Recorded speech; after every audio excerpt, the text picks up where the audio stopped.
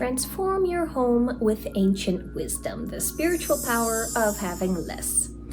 Hello everyone. Today we are talking about this question that came to mind for me is, have you ever wondered why all the spiritual groups, things like monks and nuns and gurus and anyone you can imagine whose point and purpose it is in life to be religious, they very often all have the same trait of foregoing material possessions. They either take a vow of poverty or they just choose not to have material things. Well, I wanted to talk about that a bit today. And I wanted to ask, well, why do they do that? And the bigger question for those of us who are not career religion folks, can we still be spiritual if we like having things? That's a question that comes up. So let's chat about it. Welcome, Merry Meet again, everyone. I'm Witch Hazel, and on this channel I like to bring together the practical hands-on side of witchcraft with the sometimes more difficult to comprehend and pin down spiritual side of practice.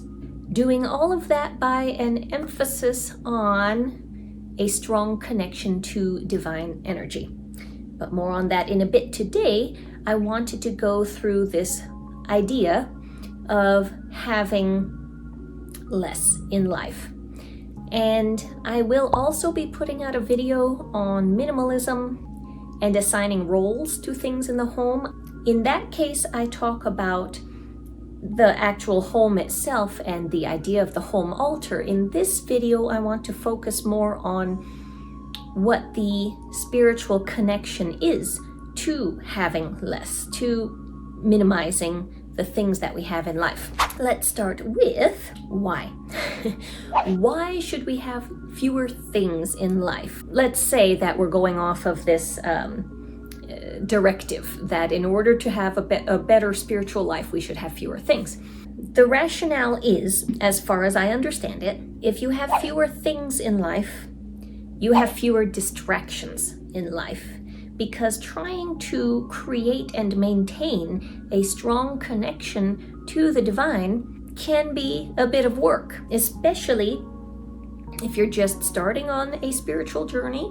It can be work to maintain because we still have to live in the everyday world, which doesn't always reflect our ideal of a spiritual world. So that's one thing, is just there are fewer items around you to distract you, fewer things for you to share your attention with. So the idea is you can focus more on the spiritual side of life. Secondly, there is this notion of detachment. It goes along with the first idea. So what is detachment? It is the understanding that this life that we are living now, we can call it the 3D world, that's a popular term, but this life is not the real life. The real life is the spiritual life, is when our spirit goes back to the divine spirit. That is the true being. And therefore, all of the stuff in this life, all of the material things surrounding us don't really mean anything. We can't take it with us. Most of it we probably don't need. So it's really just an unnecessary distraction, as mentioned in the first point. So by embracing this idea of detachment, again, it is a way of refocusing onto what is, in this case, the more important thing, and that is the connection with divine, connection with spirit. So now here's the main problem that I think many of us have, and that is, what if I like stuff? I don't want to give up everything. I like to have my things around me. Does that mean I'm a bad spiritualist? Does that mean I'm never going to connect to the divine? This is a problematic thought for many people. I will give a little bit of my background to help out with this, but as a child, I was a total pack rat, complete pack rat. I collected everything, and it was so much worse because I shared a room with my sister.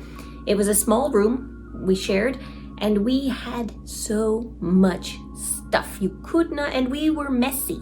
We did not ever clean up our things. It was everywhere, scattered all over. And that's just how we grew up. Our parents tried so hard to get us to clean up our things. We never did. It was not until I joined the army and all I had was, they gave me a list of things. This is what you need to have. They issued me another list of things, my uniform and any equipment I needed. And that was the sum total of my possessions for quite some time until I became more independent in the military. I had my own space. Then I could start collecting things. But the thing about the army was I had to move around a lot, whether it was from training to training, from duty station to duty station, whatever it was, I had to move. And up until almost right before I got out of the military, all of that movement was on me. I didn't have enough rank. I didn't have enough reason for the military to help me move anywhere. So essentially, if I had something in my possession, it was my responsibility to move that thing, to carry that thing. And if we were in field exercises, for example, yes, it was all my military gear. It was all that they told me to bring, but I had to carry it all. That was my responsibility. So if I wanted to add in anything extra, that was on me. I had to carry it. So during this time, I became so good at getting rid of things, at deciding this is important, this is not important, off it goes. This is important, this I can replace, off it goes. I became very diligent about that, and I continued to do that for years. Every time I moved. Now, the last time I moved was something new and exciting for me because I had been in one spot for 15 years. But the funny thing was I hadn't actually accumulated all that much because from the last move before that, I had gotten rid of many things and I didn't replace them. So this is kind of my background on having things. Things are cumbersome. Things slow you down. Things take up your focus and make life more complicated when it really doesn't have to be. That was my take on it, so that's why I continued in this minimalistic theme. For some people, that may not be the case, but for me, this is how I came to this point of view. Lately, I've noticed that I've started to accumulate things again. I moved from a smaller space into a larger space, and I have started collecting things that I gave up before, things like books. I got rid of almost all of my books because they were heavy to move, and I didn't want to move them. I donated them to the library. And I have a library. Why spend money on books, right? But I enjoy books, and I find myself slowly collecting them again. Same thing with furniture. I have a bigger space, I have more furniture now. So how now can I be happy with the things that I have? Because I enjoy creating a home around me. It's a very slow process for me, but I enjoy adding to my home. But I have found that this sometimes conflicts with this idea of having less, maintaining less. And it's difficult for me to figure out how to balance that, especially when in my old home where I was for 15 years, I had very few things. And even though I loved my home, I noticed every time if I would go away for a weekend or a few weeks and I come home, I would look around my home, and on the one hand, I'd be so happy to be home. On the other, I would immediately say, it's so empty. It didn't feel like a home to me because I had so few things. So I came across an idea recently that has really helped me to kind of balance out these ideas of creating a home and not keeping so many things. And that is the idea that everything we have in life, whether it was gifted, whether we end up buying it, whatever it is, whatever we bring into our home, this is a gift from the universe. This is a gift, and as a gift, we need to be appreciative of it and we need to take care of it. So everything that's in my home, I have to be willing to take care of it for an indefinite amount of time. And I need to understand that if I take care or try to take care of too many things at once, then I will end up not being able to properly care for all of them. They will fall into neglect. I will have to spend more and more time just maintaining these things that I'm now no longer grateful for, and that will direct my focus away from where it should be, which is the spiritual connection, right? Because that's what we're going for on this channel. We want to enhance our spiritual lives. So that thought, that idea is what has helped me greatly in deciding to maintain having less and how to do it without feeling as though I'm depriving myself of the things that I want. So I'm going to go into how to start this process if it's something that interests you and something you want to give a try, and this process of lessening your possessions. But I want to make the point first that the thing to always keep in mind if we're trying to create a more spiritual lifestyle, a more witchy lifestyle, the thing we are always aiming for is what can I do for myself in my surroundings to help strengthen the connection with the divine. On that note, I want to remind you that in the description, I have a wonderful new freebie for you, and it is talking all about how to deepen that connection. It's a 4-step guide to increasing your intuitive powers, essentially, to help you see advancement or greater success in your manifesting and your spell work within the next 30 days or so. I think it's a great little challenge and a good practice. So, and I have, of course, gone through it myself. That's how I ended up creating it.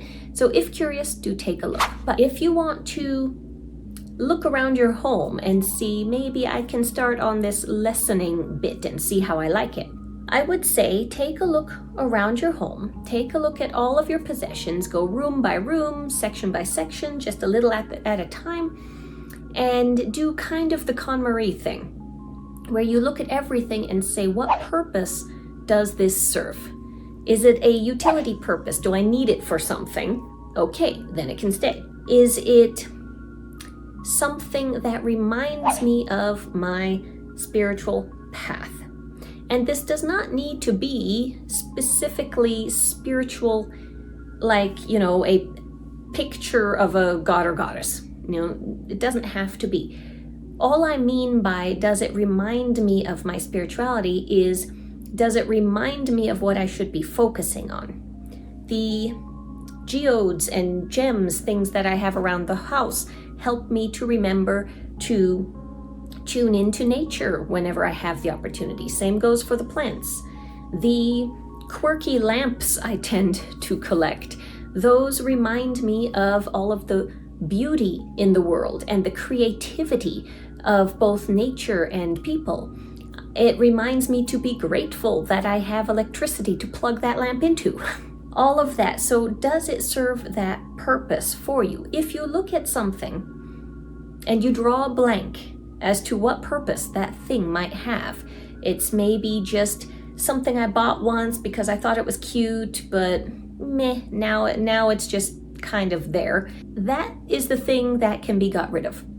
And when I say get rid of, I don't necessarily mean just toss it in the trash, because what has served its purpose for you can start a new life serving a purpose for someone else. So if it is still something that is usable, donate it. Donate it, try to sell it if you like, but if it has served the purpose that it was meant to for you, you no longer need it around, get rid of it. And that would be just the easiest way to start. One other thing I want to mention is, if you're not sure about something that you have, if you want to keep it or not keep it, try this. Set it in a box, put that box away somewhere in a corner, in a closet, and don't look at it for a year. I did this just accidentally at a couple of times actually in my life when I had to pack up my home in order to go work in some other state or country, what have you. I left for a year here, a year there, and I realized when I got home and I had to unpack everything again, and I was looking at all these boxes, and I told myself, you know what? I didn't miss any of this stuff. I realized aside from just a couple of things that I had in memory that I knew I wanted, everything else didn't matter. I didn't need it the entire time I was gone. I didn't miss it while I was gone. So think of that. If you're not sure about the things that you have, if you want them or don't want them, hide them away for a year and see if you missed them. See if you needed them. That will help you decide. All right, everyone. So that is my little thoughts and theories about living with less. Keep in mind that not everyone is cut out for a life of minimal stuff. Some people love to have things. Some people love to have a more layered or complicated decor, and that's fine, because if that is your preference, if that is what makes you happy and grateful and enjoying of your home, do that. We all have different preferences, and minimalism is not for everyone. I think the more important thing, more important than how much or how little you have, is to cultivate this idea of stewardship, that everything that we have is a gift to be maintained. And if we think of our home and everything in it in that way, we become much more grateful for the things that we have, and we become much more aware that it's the divine who has given us all these things. So we need to work on being thankful for it and maintaining that connection with the divine. That, I think, is the more important takeaway from all of this. And I think that is actually what all the religious groups are getting at.